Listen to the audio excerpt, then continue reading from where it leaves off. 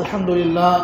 கனிமிக்க அல்லாஹ்வின் நல்லடியார்களே, கண்மணி நாயகம் ரசூல் அக்ரம் அன்னலம் பெருமானார் ஸல்லல்லாஹு அலைஹி வஸல்லம் அவர்கள் ரமதானை எப்படி நாம் கழிக்க வேண்டும் என்று நமக்கு கற்றுக் கொடுத்திருக்கின்றார்களோ, அந்த அடிப்படையிலே ரமதானை பாக்கியமாக கருதி ரமதானுடைய ரஹ்மத்துகளையும் மக்ஃபிரத்தையும் பெறக்கூடிய பாக்கியத்தை அல்லாஹ் நம் அனைவருக்கும் அவர்களின் துஆ பரக்கத்தினால் தந்தல் புரிவானாக. அன்பிற்குரியவர்களே, ரமதானுக்கு பல பெயர்கள் இருக்கின்றன. ரமதான் பாவத்தை அழிக்கக்கூடிய மாதம். ரமதான் ஷஹரு சபர் என்று சொல்வார், பொறுமையுடைய மாதம். ஏன்னு சொன்னால் நம்ம ரொம்ப பொறுமையாக இருக்கக்கூடிய மாதம். வருஷத்தில் எல்லாத்துக்கும் அவசரப்படக்கூடிய நம்ம ரமதானில் தான் பொறுமையாக இருக்கும். பசியாக இருக்கட்டும், தாகமாக இருக்கட்டும், எதுவாக இருந்தாலும் சரி, பொறுமையை உணரக்கூடிய மாதமாக ரமதானுடைய மாதம் இருப்பதனால ரமதானுக்கு பொறுமையுடைய மாதம் என்று சொல்லுவாங்க. இப்படி பல பெயர்கள் ரமதானுக்கு இருந்தாலும் அல்லாஹு தஆலா ரமதானுக்கு என்ன பெயர் வச்சிருக்கிறான்? அல்லாஹு தஆலா ரமதானுக்கு என்ன பெயரை வைத்திருக்கின்றான் என்று பார்க்கும் பொழுது அல்லாஹ் குர்ஆனிலே கூறுகின்றான், ஷஹ்ரு ரமதான் அல்லதி உன்ஸில ஃபீஹில் குர்ஆன். ரமதான் எப்படிப்பட்ட மாதம்? இது குர்ஆன் இறங்கிய மாதம், குர்ஆனுக்குரிய மாதம். இப்போ அல்லாஹ்வுடைய பார்வையில் ரமதானுக்கு என்ன பெயர்? ஷஹ்ருல் குர்ஆன், குர்ஆனுடைய மாதம். அல்லாஹ்வின் நல்லடியார்களே, அப்போ இந்த ரமதான் என்பது குர்ஆனுடைய மாதமாக இருக்கும் சமயத்திலே நாம் இந்த குர்ஆனோடு எப்படி ரமலானில் தொடர்பு கொண்டிருக்கின்றோம்? ரமலானும் குர்ஆனும் நம்மிடத்திலே எப்படி இருக்கின்றது? இமாம் ஷாஃபி ரஹ்மத்துல்லாஹி அலைஹி, உலக புகழ்பெற்ற மார்க்க அறிஞர், ஒரு 7-8 வயதில் அவர்கள் ஹாஃபிதாக ஆகின்றார்கள். அவர்களுடைய ஆயுள் காலம் 52 ஆண்டுகள் தான். கிட்டத்தட்ட 40 ஆண்டுகளாக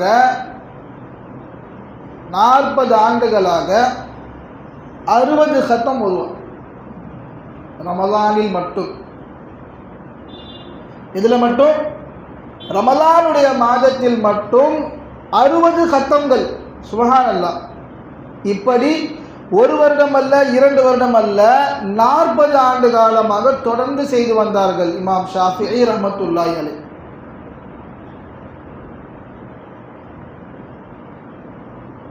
இமாம் மாலிக் ரஹ்மத்துல்லாஹி அலைஹி மிகப்பெரிய முஹத்திஸ், மார்க்க அறிஞரும் கூட. பல லட்சக்கணக்கான மாணவர்களை கொண்டவர்கள். ரமலான் வந்துவிட்டால், இப்படி ரமலானுடைய மாதம் வந்துவிட்டால் அவர்களிடத்திலே ஹதீஸை கேட்டு கற்றுக்கொள்வதற்காக வேண்டி திரளாக மாணவர்கள் ஆயிரக்கணக்கில் இருப்பார்கள். அனைவர்களையும் அவர்கள் அன்போடு பதில் சொல்லி அனுப்புவார்கள், ரமலான் மாதம் வந்துவிட்டது, இங்கே ஹதீஸ் எதற்கும் வேலை கிடையாது, இந்த மாதம் முழுக்க நான் குர்ஆன் ஓதப் போகிறேன், எனவே சென்று விடுங்கள் என்று ஆயிரக்கணக்கான மாணவர்களை அனுப்பிவிட்டு ரமலான் முழுவதும் குர்ஆனுக்கு என்று பிரித்து ரமலானை குர்ஆனை கொண்டு அலங்கரிப்பார்கள் இமாம் மாலிக் ரஹ்மத்துல்லாஹி அலைஹி. அன்பிற்குரியவர்களே, நம்ம எந்த அளவுக்கு குர்ஆனோடு தொடர்பில் இருக்கிறோம்? வருடத்தில் மற்ற மாதங்கள் வேறு, குர்ஆனை ஓதுறோமோ ஓதலையோ, தொடரமோ தொடலையோ, ஆனால் ரமலானில் நாம் எப்படி குர்ஆனோடு நாம் எப்படி இருக்க வேண்டும்? நிறைய பேர் கேள்வி இருக்கும், நம்ம வேலைக்கு போகிறோம், குடும்பத்தை பார்க்கறதுக்காக நோன்பு வச்சுட்டு வேலைக்கு போயிடுறோம், போயிட்டு வந்தால் களைப்பாக இருக்குது, கொஞ்சம் ஓய்வெடுத்து எந்திரிச்சா நோன்பு திறக்கிறோம், அப்புறம் 20 ரக்காத் தராவி தொழுகிறோம், தூங்குகிறோம். இங்கெங்கே குர்ஆனுக்கு நேரம் இருக்குது என்று சொன்னால் நேரம் இருக்கின்றது, ஆனால் அந்த நேரங்களை நம்மிடத்தில் இருந்து வேற ஒன்று திருடுது. சும்மாதான் பார்க்கலான்ட்டு ஒரு நோட்டிஃபிகேஷன் வரும், எடுத்து உள்ளே போனீங்கன்னு சொன்னால் ஃபேஸ்புக்காக இருக்கட்டும், இன்ஸ்டாகிராமாக இருக்கட்டும், 1 மணி நேரம் என்பது ஒரு நிமிடத்தை போல கடந்துவிடும். இருக்குதா இல்லையா? எதுவும் நடக்காததை பற்றி நான் சொல்லலையே. சும்மா உள்ளே போவோம், 1 மணி நேரம் எப்படி போகும்னே தெரியாது. அதுவும் நோன்பு வைத்த நிலையில் வீணான காரியம்தான் அது. பாவங்களை எரிக்கக்கூடிய மாதமாக இருப்பதனால்தான் ரமலான் என்று இதற்கு பெயர் என்று இமாம்கள் கற்றுத் தருகின்றார்கள். ஆனால் இந்த ரமலான் நமக்கு நன்மையை எரிக்கக்கூடியதாக மாறுது இது மாதிரியான செயல்களின் மூலமாக. அப்போ இந்த ஃபோனுக்கு நம்ம ஒரு ஓய்வை கொடுத்து போய் கடை அப்படின்னு அதை தூக்கி கடாசிட்டா கண்டிப்பாக நம்மளாலையும் ஒரு குரானை முடிக்க முடியும். குறைஞ்சபட்சம் ஒரு குரானை முடிக்க முடியும். இப்போ ரமலானில் கூட குரான் ஓதவில்லை என்று சொன்னால் அப்போ நமக்கும் அல்லாஹ்வுக்குமான தொடர்பு என்ன?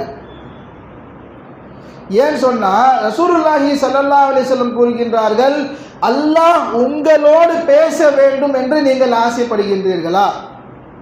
அல்லாஹ் உங்களோடு பேச வேண்டும் என்று நீங்கள் ஆசைப்படுகின்றீர்களா? குர்ஆனை ஓதுங்கள். காரணம், குர்ஆன் முழுக்க நபியுடைய வார்த்தை அல்ல, மலக்குடைய வார்த்தை அல்ல, அல்லாஹ்வுடைய வார்த்தை, நம்மை படைத்த ரப்புல் ஆலமீனுடைய வார்த்தை. அப்போ அதை நாம் ஓதுனோம் என்று சொன்னால் அல்லாஹ் நம்மிடத்தில் பேசியதை போன்று என்று பெருமானார் ஸல்லல்லாஹு அலைஹி வஸல்லம் அவர்கள் நமக்கு சொல்லித் தருகின்றார்கள். அன்பிற்குரியவர்களே, அத்தகைய குர்ஆனை நாம் வாழ்நாள் முழுவதும் கடைபிடிக்க வேண்டும். வாழ்நாள் முழுவதும் குர்ஆனோடு தொடர்போடு இருக்க வேண்டும். என்றாலும் குறிப்பாக இந்த ரமலானில் கண்டிப்பாக நாம் குர்ஆனை அதிகமாக ஓத வேண்டும் என்பதை உங்களுக்கு நான் வேண்டுகோளாக வைக்கின்றேன். அதிகமாக குர்ஆனை ஓதுங்கள். நம்ம குர்ஆன் ஓதுறத சாதாரணமாக இந்த காலத்தில் நம்ம நினச்சிக்கிட்டு இருக்கிறோம். குர்ஆன் ஒரு கிதாபு, காலங்காலமாக நம்ம தலைமுறையாக நம்மக்கிட்ட வந்துக்கிட்டு இருக்கு, எடுத்து ஓதுங்க, ஏதோ 4 நன்மை கிடைச்சிரும்னு நினைக்கிறோம். அப்படி அல்ல. உலகத்திலே உள்ள எந்த ஒரு கிதாபிற்கு இந்த சிறப்பு இருக்குது, இப்படிப்பட்ட ஒரு சிறப்பு இருக்கின்றது என்று நீங்கள் சிந்தித்து பாருங்கள். என்ன சிறப்பு? அந்த கிதாப், அந்த புத்தகம் மனிதனால் பேசப்பட்டதாக இருக்கக்கூடாது, மனிதனால் உருவாக்கப்பட்டதாக இருக்கக்கூடாது, அல்லாஹ்வால் உருவாக்கப்பட்டதாக இருக்க வேண்டும். பிறகு அல்லாஹ்வால் உருவாக்கப்பட்ட அந்த கிதாபு டைரக்டா நம்ம கிட்ட வந்துச்சா? இல்லை. முதலில் குர்ஆன் முழுக்க அல்லாஹ் தஆலா ஓதினான். ஒவ்வொரு ஆயத்தையும் ஒவ்வொரு வசனத்தையும் பெருமானாருக்கு வந்து சேர்வதற்கு முன்னால் முதலில் அதை ஓதி காட்டியது ஜிப்ரீல் அலைஹிஸ்ஸலாமுக்கு யாரு? அல்லாஹ் தஆலா.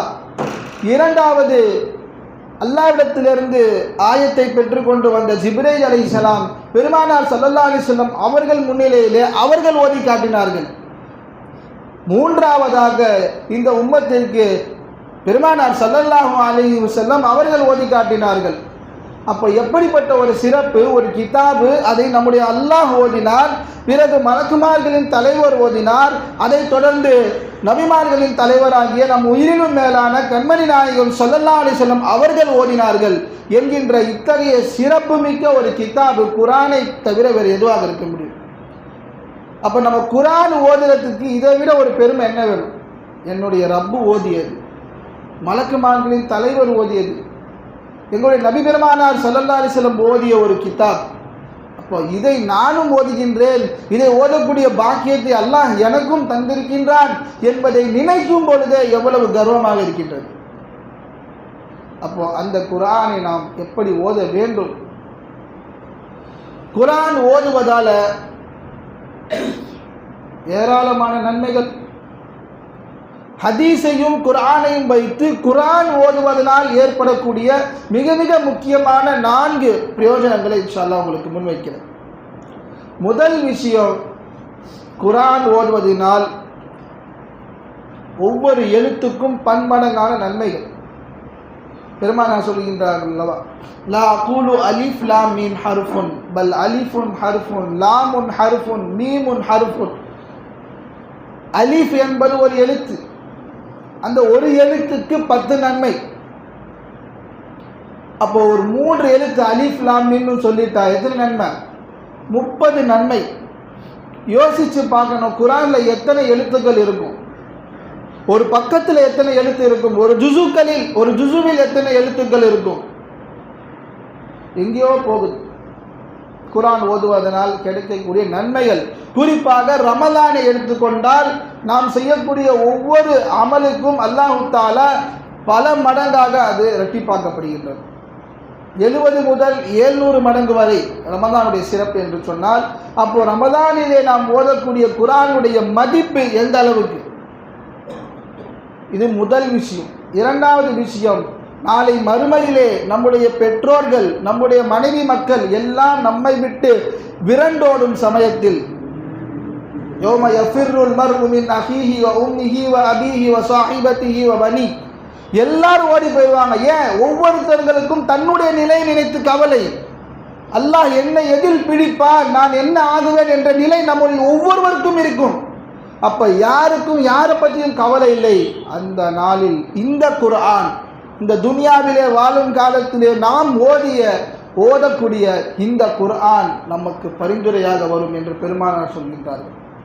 அப்போ குர்ஆன் ஓதுவதனால் கிடைக்கக்கூடிய மிகப்பெரிய பிரயோஜனங்களில் பயனில் இரண்டாவது, நாளை மறுமையில் நமக்கு பரிந்துரை செய்வதற்காக குர்ஆன் இருக்கும். மூன்றாவது விஷயம், குர்ஆன் ஓதுவதனால் அல்லாஹ் ஜல்ல ஷானுஹு தஆலா மலக்குமார்களோடு நம்மை ஒப்பிட்டு பார்க்கின்றான். பெருமானார் சொல்கின்றார்கள், அல் மாஹிரு மினல் குர்ஆனி, அல் மாஹிரு மினல் குர்ஆனி கிராமில் பரரா ஓ கமா கால அலைஹி ஸலாத்து வஸலாம். கிராமில் பரரா என்று சொன்னால் அல்லாஹ்வுடைய நெருக்கமான மலக்குமார்கள். குர்ஆனை தொடர்ந்து அதிகம் ஓதி வருபவர் அல்லாஹ்வுடைய இந்த நெருக்கமான மலக்கை போன்று என்று பெருமானார் சொல்கின்றார்கள். அப்ப குர்ஆனோடு யார் அதிகம் தொடர்பு கொள்கின்றாரோ அவர் அல்லாஹ்விடத்திலே ஒரு நெருக்கமான மலக்குடைய அந்தஸ்தை பெறுகின்றார். இது மூன்றாவது செய்தி. நான்காவது, இன்றைக்கு இந்த துனியாவிலே எவ்வளவு பணம் காசு இருந்தாலும் நாம் தேடி போவது எதை? நிம்மதியை, மன நிறைவை, சந்தோஷத்தை. இந்த உலக பணக்காரன் சொல்றாங்க இல்லையா, இந்த எலான் மஸ்க், அவன்கிட்ட எவ்வளோ பணம் இருக்குன்னு சொன்னால் தலை சுற்றிடும். அந்த அளவுக்கு ட்ரில்லியன் போயிட்டு இருக்கு அவனுக்கு. மில்லியன் இல்லை, பில்லியன் இல்லை, ட்ரில்லியன்ஸ் போயிட்டு இருக்கு டாலரில். அவன் சொல்லக்கூடிய வார்த்தை, இவ்வளவு பணம் சம்பாதிச்சு எனக்கு நிம்மதி கிடைக்கல, எனக்கு மன நிறைவே இல்லை. அப்போ பணம் சம்பாதிப்பதில் மன நிம்மதி கிடையாது. குர்ஆன் ஓதினால் மன நிம்மதி இருக்கு. குர்ஆன் ஓதுவதனால் நாம் அல்லாஹ்வை நினைவு கூறுகிறோம், அல்லாஹ்வுடைய வேதத்தை நினைவு கூறுகிறோம். அதன் மூலமாக நம்ம கல்வியில் இருக்கக்கூடிய அழுக்குகள், மன அழுத்தங்கள், கஷ்டங்கள், துன்பங்கள், துயரங்கள், இது எல்லாம் குர்ஆனின் பொருட்டினால் அல்லாஹ் தஆலா நீக்கி அருள் புரிகின்றான். இது குர்ஆன் ஓதுவதனால் கிடைக்கக்கூடிய நான்காவது சிறப்பு. அது அன்பிற்குரியவர்களே, இப்போ என்னுடைய கேள்வி என்னன்னா, இவ்வளவு குர்ஆன் ஓதுவதனால் உள்ள சிறப்பை பற்றி நாம் பேசிக்கிட்டு இருக்கிறோம். நம்மள எத்தனை பேருக்கு முதல்ல குர்ஆன் ஓத தெரியும்? நம்ம சமுதாயம் இன்னைக்கு வெட்கப்படக்கூடிய மிகப்பெரிய ஒரு விஷயம் என்ன? குர்ஆனே ஓத தெரியாம இருக்கிறோம். அல்லாஹு அக்பர். இப்ப போய் கத்துக்கிறதுக்கு வெட்கப்படுறோம். நம்ம இப்பவும் கத்துக்காம இருக்கிறது தான் வெட்கம். கல்வி கத்துக்கிறதுக்கு வயது தடை இல்லையே. அதுவும் அல்லாஹ்வுடைய கலாமை, அல்லாஹ் இந்த உம்மத்துக்காக அருளிய குர்ஆனை ஓத கற்றுக்கொள்வதில் எந்த ஒரு வெட்கம் நமக்கு தேவையில்லை. எவ்வளவோ வாய்ப்புகள் இருக்கு. நம்மளால நினைச்சா ஒரு நாளைக்கு ஒரு காலவர், ஒரு அரை மணி நேரம் உட்கார்ந்தா இன்ஷா அல்லாஹ் குர்ஆனை கற்றுக்க முடியும். முயற்சிக்கலாமா இன்ஷா அல்லாஹ்? அப்போ குர்ஆன் ஓத தெரிந்தவர்கள் கண்டிப்பாக என்ன செய்யணும்? குர்ஆனை ஓதி ஆக வேண்டும். ஒரு நாளைக்கு ஒரு ஜுஸ். நீங்கள் எவ்வளவு கஷ்டப்பட்டு முக்குனாலும் 1 மணி நேரத்தில் கண்டிப்பாக குர்ஆனை ஒரு ஜுஸும் முடிச்சிட முடியும். இந்த 24 மணி நேரத்தில் 1 மணி நேரம் ரமதானில் நமக்கு குர்ஆன் கிடைக்காதா? 1 மணி நேரம் கிடைக்காதா? அப்படி 1 மணி நேரத்தை நீங்கள் முழுதாக ஒதுக்க முடியலன்னா, காலையில் சஹர நேரத்தில் ஒரு அரை மணி நேரம், நைட்டு வேலைக்கெல்லாம் போயிட்டு வந்து ஓய்வு எடுப்போம் இல்லையா, அப்போ ஒரு அரை மணி நேரம் நம்மளால் ஒதுக்க முடியாதா? சொல்லுங்க. எத்தனை இரவுகளில் இன்றைய காலத்திலே இளைஞர்கள் முதல் குடும்பம் வரை சினிமாக்களிலே நைட் ஷோ பார்க்கக்கூடிய வழக்கம் இருக்கு. ஒரு 5 மணி நேரத்தை இரவு, அடுத்த நாள் வேலைக்கு போறது இல்லையா நீங்க? அப்போ அல்லாஹ்வுக்காக, நம்முடைய மறுமை வாழ்விற்காக, ஏன் இந்த துனியாவிலே நாம் நல்லா வாழணும்னு சொன்னால் குர்ஆன் நமக்கு தேவை. அப்போ அப்படிப்பட்ட குர்ஆனை ரமலானிலாவது நாம் ஒரு சத்தம் முடிக்க வேணாமா? எதை கொண்டு போய் அல்லாஹ் கிட்ட நிற்கிறது நாளைக்கு நம்ம? இப்போ யோசித்து செயல்பட வேண்டும். ஒரு நாளைக்கு 1 மணி நேரம் கண்டிப்பாக நீங்கள் ஒதுக்கினீர்கள் என்று சொன்னால் நிச்சயமாக குர்ஆனை ஒரு கத்தம், நான் ஷாஃபி ஆரம்பத்தில் சொன்ன இமாம் ஷாஃபி ரஹ்மத்துல்லாஹி அலைஹி ரமலானில் மட்டும் 60 கத்தம் முடிப்பாங்க. அது ஷாஃபி ரஹ்மத்துல்லாஹி அலைஹி, நம்மளால முடியாது. அப்போது ஒரு கத்தமையாவது முடிக்க நம்ம ஒரு ரமலானில் சில முயற்சிப்போமா? அல்லாஹ் கபூல் செய்ய தௌஃபீக் செய்ய வேண்டும். அடுத்து இறுதியாக ஒரு செய்தி, இது ரமலானுடைய முதல் 10 இல்லையா? இது என்ன 10? முதல் 10 என்னன்னு சொல்லுவாங்க? என்ன சொல்லுவாங்க? ரஹ்மத்துடைய 10.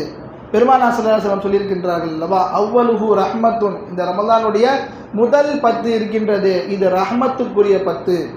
இரண்டாவது 10 மஃபிரத், பாவ மன்னிப்பை வேண்டக்கூடிய நாட்கள். மூன்றாவது நரக நெருப்பிலிருந்து விடுதலை பெறுவதற்கான நாட்கள். எப்படி பிரிச்சிருக்கிறாங்க பாருங்க. அல்லாஹ் அக்பர். ஏன் சொன்னால், ஒரு மனிதனுக்கு எப்பொழுது மஃபிரத்து கிடைக்கும், பாவ மன்னிப்பு கிடைக்கும்? அல்லாஹ்வுடைய ரஹ்மத்து கிடைச்சானா பாவ மன்னிப்பு கிடைக்கும். எப்போ நரக நெருப்பிலிருந்து விடுதலை பெற முடியும்? அல்லாஹ்வுடைய மஃபிரத், அல்லாஹ்விடத்திலிருந்து நாம் செய்த தௌபாவுக்கு அல்லாஹ் பாவத்தை மன்னித்தால்தான் நம்மால் நரக நெருப்பிலிருந்து விடுதலை அடைய முடியும். அப்போ ரஹ்மத் இல்லாமல் மஃபிரத் இல்லை, மஃபிரத் இல்லாமல் நரக நெருப்பிலிருந்து விடுதலை இல்லை. அதனால்தான் பெருமானார் முதல் 10 அல்லாஹ்வுடைய ரஹ்மத்தை பெற வேண்டும், இரண்டாவது 10 அல்லாஹ்வுடைய மஃபிரத்தை பெற வேண்டும், மூன்றாம் 10 அல்லாஹ்விடத்திலிருந்து நரக நெருப்பிலிருந்து விடுதலை பெற வேண்டும் என்று பெருமானார் நமக்கு இப்படி ஒதுக்கி கொடுத்துருக்கிறாங்க. எவ்வளவு அழகா, இதுக்கு மேலே சொல்லிக் கொடுக்க முடியாது, அந்த அளவுக்கு சொல்லி கொடுத்துருக்கிறாங்க ரமதானை நம்ம எப்படி கையாளணும் என்று. அப்போ அல்லாஹ் குர்ஆன்ல சொல்றான், ஃபலௌலா ஃபதுலுல்லாஹி அலைக்கும் வ ரஹ்மத்துஹு லகுன்தும் மினல் ஹாசிரீன். அல்லாஹ்வுடைய கிருபை, அல்லாஹ்வுடைய ரஹ்மத் மட்டும் உங்களுக்கு இல்லைன்னு சொன்னா நீங்கள் நஷ்டவாளிகளாக ஆகிவிடுவீர்கள். அப்போ அந்த ரஹ்மத்தை அல்லாஹ்விடத்திலிருந்து நம்ம பெறக்கூடிய நாட்களாக இந்த 10 நாட்கள் இருக்கின்றது. அப்போ அதிகம் அல்லாஹ்வுடைய ரஹ்மத்தை பெற வேண்டும். ரஹ்மத்தை எப்படி பெறணும்? எப்படி அல்லாஹ்வுடைய ரஹ்மத்தை பெற வேண்டும்? குர்ஆன் ஓதுவதன் மூலமாக, அதிகம் இஸ்திக்ஃபார் செய்வதன் மூலமாக, அதிகம் இஸ்திக்ஃபார் செய்வதன் மூலமாக. ஃபகுல்து இஸ்தக்ஃபிரு ரப்பக்கும் இன்னஹு கான கஃபாரா. யார் அல்லாஹ்விடத்தில் அதிகமாக இஸ்திக்ஃபார் செய்கிறாங்களோ, குர்ஆன் அல்லாஹ் சொல்றான், யுரிசிலிஸ் ஸமா அலைக்கும் மிதுராரா, அவர்களுக்கு அல்லாஹ் அந்த யார் அதிகமாக இஸ்திக்ஃபார் செய்கிறாங்களோ அல்லாஹ் அவங்களுக்கு மலையை கொடுக்குறான். பஞ்ச காலம் ஏதாவது கஷ்டம் இருக்குன்னு சொன்னால் மலையின் மூலமாக அல்லாஹ்வுடைய ரஹ்மத்தை கொடுக்குறான். அதுக்கடுத்து அதிகமான பிள்ளை செல்வங்களையும் அல்லாஹ் கொடுக்குறான். தொடர்ந்து அல்லாஹ் சொல்கிறான். அப்போது அதிகம் நம்ம இஸ்திக்ஃபார் செய்யணும். இஸ்திக்ஃபார் செய்வதன் மூலமாக அல்லாஹ்வுடைய ரஹ்மத்தை பெற முடியும். குர்ஆனை ஓதுவதன் மூலமாக அல்லாஹ்வுடைய ரஹ்மத்தை பெற முடியும். பல சோதனைகள், ரொம்ப கடுமையான சோதனைகளுக்கு உள்ளாக்கப்பட்டு ஷஹீதான ஒரு சஹாபி ஹப்பாப் இப்னுல் அரத் ரலியல்லாஹு அன்ஹு, அவங்க இந்த உம்மத்துக்கு சொல்லக்கூடிய செய்தி கவனி. சொல்றாங்க, உன்னால எவ்வளவு முடியுமோ அவ்வளவு அல்லாஹ்வை நெருங்கிப்போ, அல்லாஹ்வை எந்த அளவுக்கு நெருங்க முடியுமோ அந்த அளவுக்கு நீ நெருங்கி செல். சொல்லிட்டு சொல்றாங்க, அல்லாஹ்வை நெருங்க வேண்டும் என்று சொன்னால் நீ கட்டாயம் குர்ஆனை பற்றி பிடிக்க வேண்டும். குர்ஆன் இல்லாமல் அல்லாஹ்வை நெருங்க முடியாது என்று சையதுனா ஹப்பாப் இப்னுல் அரத் ரலியல்லாஹு அன்ஹு சொல்றாங்க. அப்போ அதிகம் நம்ம இந்த குர்ஆனை ஓத வேண்டும். ஓத நமக்கு நம்முடைய ஈமான் வலுப்பெறும். குறிப்பாக ரமதானில் மீண்டும் சொல்கின்றேன், குறைந்தபட்சம் குர்ஆன் ஓத தெரிந்தவர்கள் ஒரு குர்ஆனையாவது கத்தம் செய்ய வேண்டும். ஓத தெரியாதவங்க இந்த ரமதானில் ஒரு சபதம், ஒரு சேலஞ்ச் எடுத்து இன்ஷா அல்லாஹ் குர்ஆனை நான் கற்றுப்பேன் அப்படின்ற நியத்தில் ஆரம்பிங்க. அல்லாஹ் கபூல் செய்வோம்.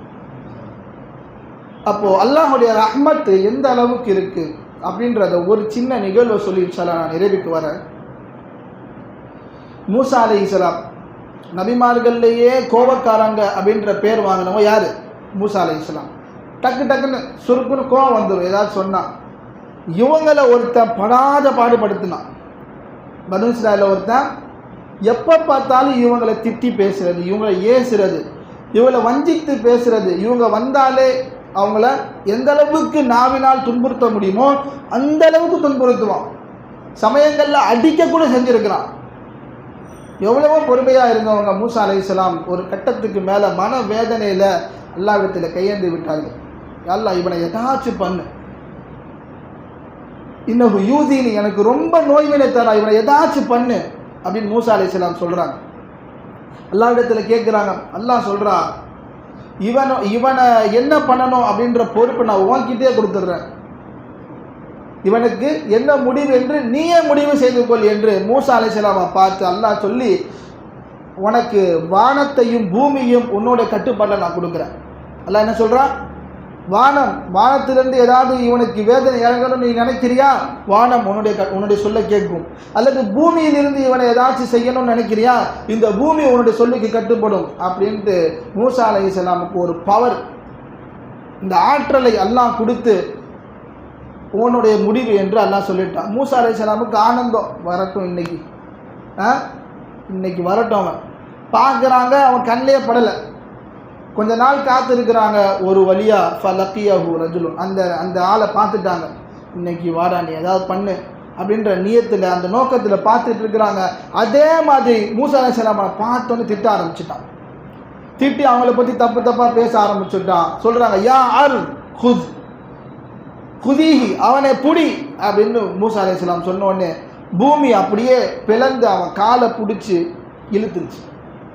பூமி பிளந்து அவன் காலை பிடிச்சி அப்படியே இழுத்து அமைக்கிருச்சு.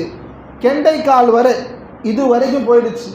கத்துறான், யா மூசா துபுத்து, நான் பாவம் பண்ணி தேடுறேன், நான் என்னை மன்னிச்சிருங்க, அகீஸ்னி எனக்கு உதவி செய்யுங்க, இதுக்கு மேலே நான் பண்ண மாட்டேன்னு கெஞ்சுறான்.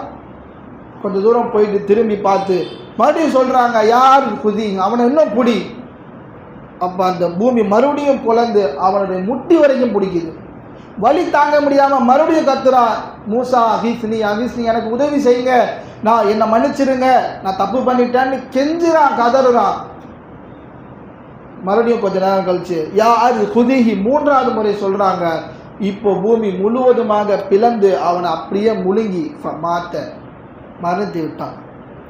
ஃபஅவ்ஹல்லாஹு இலா மூசா, ஹதீஸில் வருது, பெருமானா சொல்கிறான், மூசா அலைஹிஸ்ஸலாம் கிட்ட அல்லாஹ் பேசுகிறான், யா மூசா மா கிஸ்ஸா கல்புக, மூசாவே உனக்கு என்ன ஆனது, ஏன் உன்னோட நெஞ்சு இவ்வளவு கல்லஞ்சா இருக்கு, உன்னுடைய உள்ளம் ஏன் இப்படி ஒரு கல்லஞ்சாக இருக்கு அப்படின்னு அல்லாஹ் கேட்குறான்.